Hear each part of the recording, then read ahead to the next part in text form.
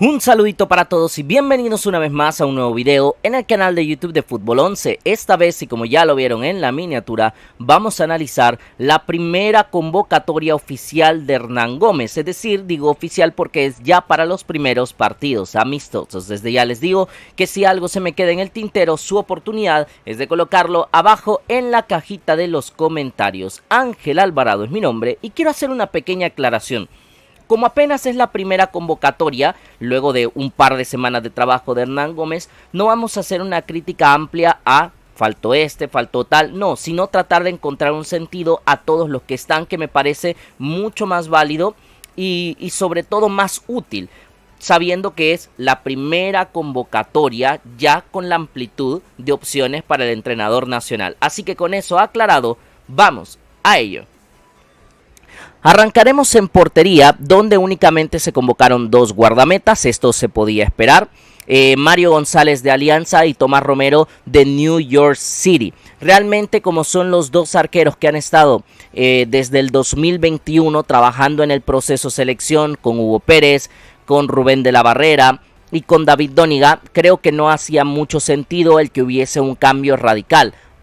Seguramente con el pasar de las semanas, de los meses, podremos ver algún tercero en competencia. Recordemos que para competencias oficiales sí se suelen convocar tres arqueros. Ahora mismo, al ser partidos amistosos, me parece más que lógico el únicamente llevar a los dos que están habituados a estar en selección. Seguramente veremos un partido para cada uno.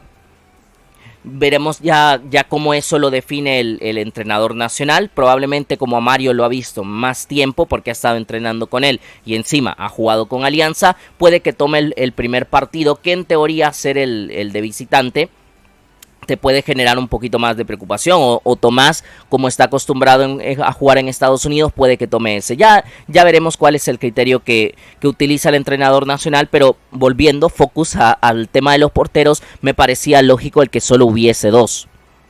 Centrales, lo primero que debemos decir es que son 4 centrales y no 5, por lo tanto aquí se acaba la idea de los 3 centrales, ya era evidente, lo habíamos platicado con anterioridad. Obviamente el profesor Hernán Gómez no utiliza el mismo esquema de 3 centrales, no porque sea malo o sea bueno, simplemente porque él tiene otra idea para concebir el fútbol. Con 4 centrales ya nos aseguramos que tendremos una pareja de 2 únicamente y nos quedarán 2 para las rotaciones. Jorge Cruz de Club Deportivo FAS, probablemente el central más importante para la selección en 2024, que viene de ser campeón nacional con Once Deportivo y que con FAS me parece que colectivamente es una cosa, pero individualmente ha estado correcto. Entonces puedo llegar a entender, aparte del tema de la contundencia de Jorge Cruz, es un central en mucho crecimiento y probablemente que está en uno de sus picos de rendimiento de carrera. Julio Cibrián y Ronald Rodríguez de Águila me hacen sentido por la química que tienen entre ellos. Ciertamente quizás Águila ha comenzado un puntito y medio más débil en defensa que el cierre del 2024, pero por lo que han sido como pareja en Águila en los últimos tiempos, pues creo que hace mucho sentido. Encima, como es una convocatoria en la que has tenido muy poco tiempo de trabajo, el tener química entre futbolistas que ya se conozcan pues es bastante vital, y en ese sentido Jorge Cruz y Julio Cibrián han jugado muchos partidos juntos. Cibrián con Rodríguez han jugado muchos partidos juntos, y luego tienes a Henry Romero, que me parece que desde el tema de la contundencia y la experiencia que suma a la selección, porque creo que casi en cada línea el profesor Hernán Gómez quiere tener experiencia, y el tener a Henry Romero te puede sumar en ese sentido. He visto que varios han comentado por qué no Roberto Domínguez. Ok, creo que eso se podrá debatir con el tiempo, pero lo cierto es que si no está Domínguez, Henry Romero es un perfil bastante parecido desde lo dominante físicamente hablando. Encima, insisto que la cuota de rodaje y experiencia es algo que me imagino al Bolillo le ha interesado de parte del Catrachito popularmente conocido.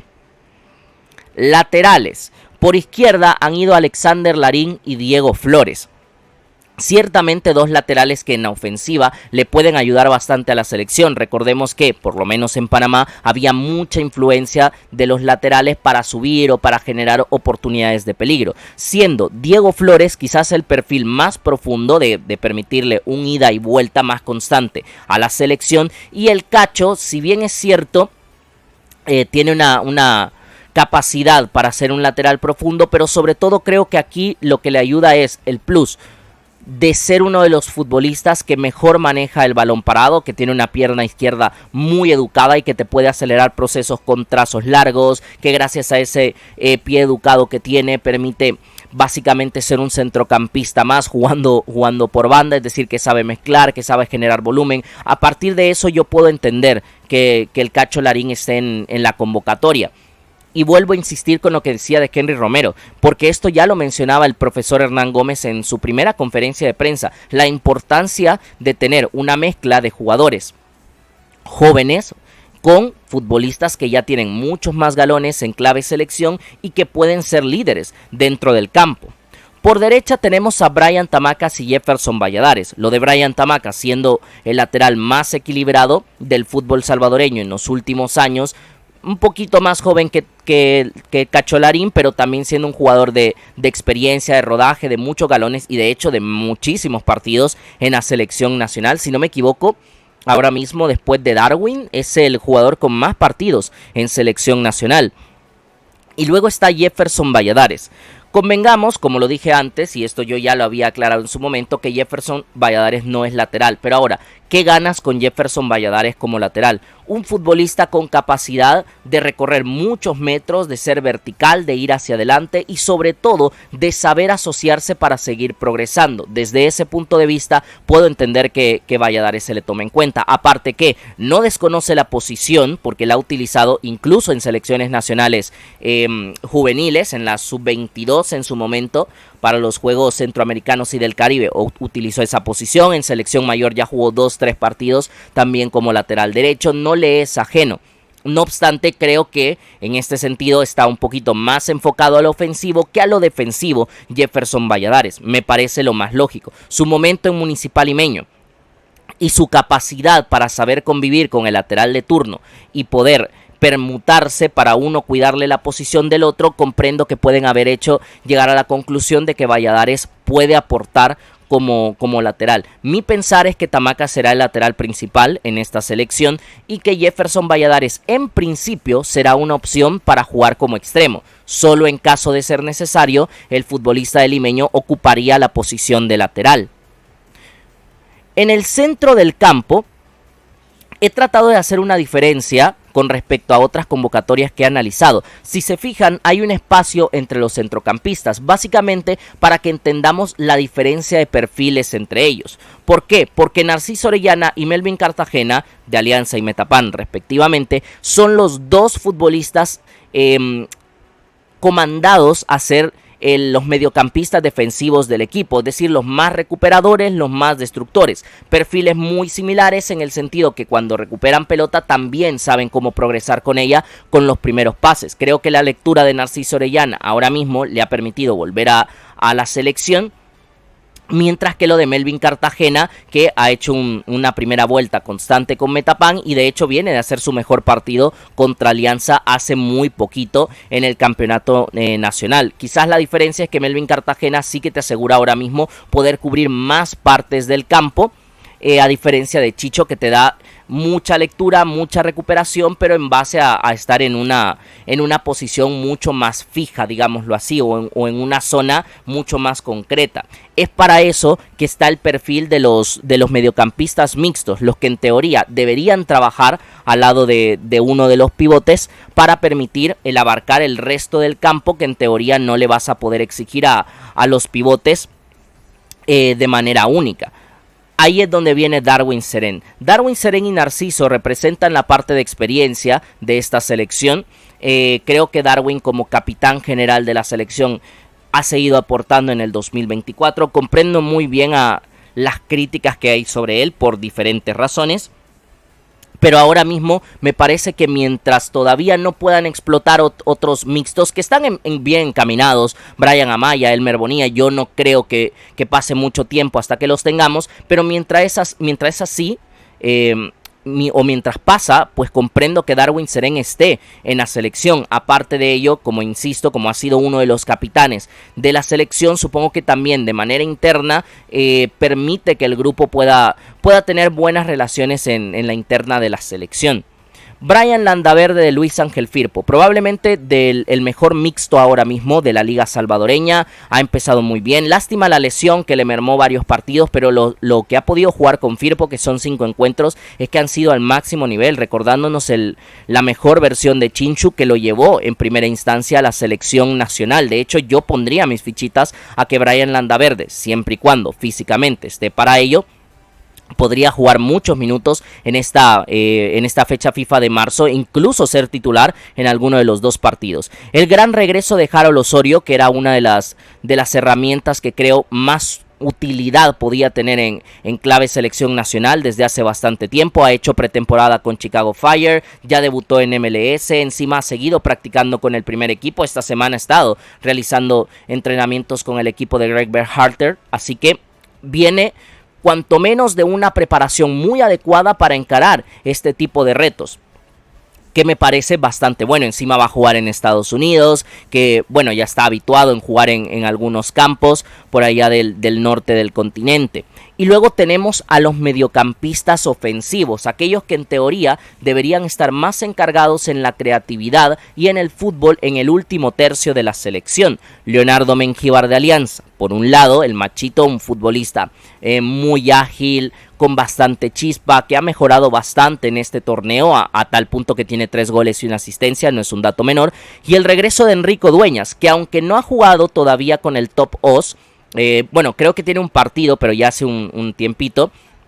Luego se ha quedado disputando amistosos, pero ya ha estado entrenando. Insisto que tiene ese pequeño ritmo de los partidos amistosos. Seguramente no lo veremos como titular de buenas a primeras, o eso pienso en principio, pero sí comprendo que se le vuelva a tomar en cuenta, porque es un futbolista joven, con mucha proyección, y que entiendes que debe ser importante no solo para este proceso que continúa, que es el de 2026, sino también para el de 2030. Al fin y al cabo, Enrico tiene 24 años. Para el siguiente proceso, para el 2030, debería de llegar con 29-30, es decir, ahora mismo invertir en que Enrico pueda recuperarse y crecer en confianza es una garantía, o bueno, intentas generar una garantía de que en el futuro esté con muchísimo más peso dentro de la selección nacional, aparte que por cualidades le encaja a Hernán Gómez. Extremos de la selección: Francis Castillo del Mirandía, Nathan Ordaz de Los Ángeles, Jairo Enríquez de Águila y Santos Ortiz de Águila. Los primeros dos creo que son la cuota del desparpajo, ¿sí? La cuota de los futbolistas jóvenes que han dado buenos resultados en selección. En el caso de Nathan específicamente, que está viviendo un primer tramo de temporada muy dulce con el AFC, sumando titularidades, goles, asistencias, buenas sensaciones dentro del campo de juego con el barrio angelino. Y de parte de Francis, empezando a jugar con el Mirandilla, sumando minutos y ya estando a un mejor ritmo competitivo de lo que vino en 2024, donde pudo aportar a pesar de su contexto particular. En el caso de Jairo Enríquez y Santos Ortiz, son la cuota de experiencia, pero también de futbolistas, por lo mismo que tienen experiencia, de futbolistas que están más acostumbrados a encarar este tipo de partidos. Mi pensar es que por aquí podemos tener una combinación entre experiencia y juventud en los extremos. Creería que Nathan Ordaz y Jairo Enríquez son los que más papeletas tienen para ser los titulares de buenas a primeras, y luego te quedan dos revulsivos muy interesantes, sumando lo mismo, juventud y experiencia. Creo que en ese sentido los extremos están bien equilibrados bajo ese punto de vista. Y los delanteros: Josué Rivera de Isidro Metapán. Para mí lo de Josué Rivera tiene que ver mucho con el perfil que le gusta del 9,5 que ha llegado a mencionar Hernán Gómez, no aquí en El Salvador, sino en otros medios, cuando dirigía la selección de Panamá, es decir, aquel futbolista que sale de la zona del 9 habitual y que sabe generar apoyo, descargas, básicamente activar a los que están por detrás de la línea del balón. Steven Vázquez, el delantero más completo ahora mismo del fútbol salvadoreño en la liga local, para puntualizar, y que viene de hacer muy buenas cifras con Luis Ángel Firpo. Tiene 12 intervenciones a gol después de las primeras 11 jornadas, máximo goleador del campeonato, máximo asistidor empatado con la Cabrita Portillo y máximo productor de intervenciones directas a gol. Y Emerson Mauricio de Alianza. Lo de Emerson creo que es el perfil más estático, entiéndase que no es estático ser malo, sino que es el 9 más referencia, el que convive más en el área, el que es más rematador, y de hecho al Bolillo le gusta tener un 9,5, un futbolista que sepa o que sea capaz de asociarse con todo el movimiento que hay en el último tercio, y uno que pueda convivir mucho más en el área para ser el rematador fijo y referencia para sus equipos. Por lo tanto, me parecen lógicos todos los perfiles que van para esta convocatoria. Insisto, yo sé que aquí, por ejemplo, se está hablando mucho de Rafa Tejada, pero con Rafa no es seguro. No obstante, por ahí se ha llegado a mencionar que puede que haya algún problema con el tema de visados, que es lo que ha alejado a otros futbolistas también de la convocatoria, lo cual podría hacer sentido, puesto que entiendo, Tejada también tiene características que podrían sumar a la convocatoria. Detalles de esta lista: son 24 futbolistas los escogidos, solo 5 legionarios. Aquí evidentemente, y lo conectamos con lo siguiente, hay muchas bajas por temas de lesiones y falta de ritmo. Recordemos que en el caso de Bryan Gil puntualmente dijeron que apenas va encontrando ritmo con su equipo, aparte que tiene el tema del visado, entonces lo más probable es que no estuviera para esta convocatoria. Mayer Gil ha estado lesionado, no ha podido jugar con Alianza. Cristian Martínez ha tenido muy poca actividad con Cartaginés, puesto que jugó el 6 de marzo, sí, pero previo a eso tenía un mes sin jugar. Imagino que por tema de condición física. Nelson Blanco no pudo debutar con San Antonio, también porque estaba lesionado. Y así podemos ir sumando varias piezas, una por una, que evidentemente no han permitido sumar a más salvadoreños que juegan en el extranjero a esta convocatoria. Los rangos de edad, para que tengamos un poquito en cuenta más o menos qué es lo que está llevando a la selección. De 21 años o menos, hay 3 jugadores que, si no me equivoco, lo voy a decir de memoria, son Harold Osorio, Nathan Ordaz y Francis Castillo. Harold y Nathan de 21 años y Francis, que tiene 19 años ahora mismo. De 22 a 29 años hay 14 jugadores, conforman el grueso de la selección. Futbolistas que están en edad de madurez, que han sumado varios partidos a nivel internacional con clubes y con selección, y que en teoría deberían ser la base o la estructura principal del equipo. Y luego, futbolistas experimentados de 30 años o más, hay 7 jugadores en ese rango, los que deben darle el plus del rodaje, de la experiencia y de la inteligencia emocional para poder dominar ciertos contextos a la selección. Para finalizar, vamos a armar conclusiones como hacemos con cada convocatoria. La convocatoria es mejorable, y esto no lo digo como parte de una crítica y decir no, es que Hernán no convocó a los jugadores que eran. No es eso, sino que entendamos que hay muchas bajas en la selección ahora mismo por varios motivos que lastimosamente el entrenador no puede controlar del todo, lo que significa que, y esto me parece algo bueno, que aunque esta lista pueda parecer positiva, y para mí es bastante positiva, todavía se le puede potenciar más con jugadores que están afuera, que apenas acaban de empezar a jugar. Por ejemplo, Amando Moreno tiene un solo partido en USL, ya marcó, y lo que podemos esperar del Saiyajin es que siga teniendo mejores partidos de aquí en adelante. Lo mismo que Bryan Gil, que acaba de debutar con el Báltica, y así podemos sumar varios ejemplos, que se recuperen los que están lesionados, que jugadores como Punjet puedan volver a un ritmo, por ejemplo, y ser opción para la selección. O sea, esta convocatoria es mejorable. Creo que en ese sentido es positivo por cómo trato de explicarlo. Los primeros partidos marcarán el margen de mejora. ¿Por qué lo digo? No solo por el nivel que pueda mostrar la selección, sino también por las posiciones que podamos detectar que necesitan una potenciación en la selección. Si a lo mejor vemos que en los extremos hace falta algo más de picante, bueno, aquí ya podemos decir, evaluar a Mayer, a Ronnie, a Villatoro. O sea, ya ahí podemos empezar a generar mucho más valor agregado para la selección. Y la última conclusión, por cómo está conformada la convocatoria y por cómo alineó Hernán Gómez al equipo en el partido amistoso contra Alianza, yo creería que lo más probable es que veamos un 4-2-3-1 en la selección. No un 4-4-2, sino que ese 4-4-2 será el plan B de la selección, lo cual haría sentido también porque se tiene 3 delanteros en vez de 4, es decir, no está la posición doblada en teoría. Creo que el 4-2-3-1 le podrá dar equilibrio, le podrá permitir ejecutar varias de las ideas que ya tiene Hernán Gómez previamente y que ha utilizado con otras selecciones, y así empezar a competir en clave Selección Nacional de El Salvador. Este ha sido el análisis de la convocatoria, la primera convocatoria oficial de Hernán Gómez al mando de la selecta. Si ustedes tienen algún otro comentario, pueden dejarlo por acá abajo. Espero que les haya gustado. Si es así, darle like y compartir para que más gente nos acompañe. Y si todo va bien, esta misma semana volvemos con más contenido. Un saludito para todos, cuídense mucho. Chao, chao.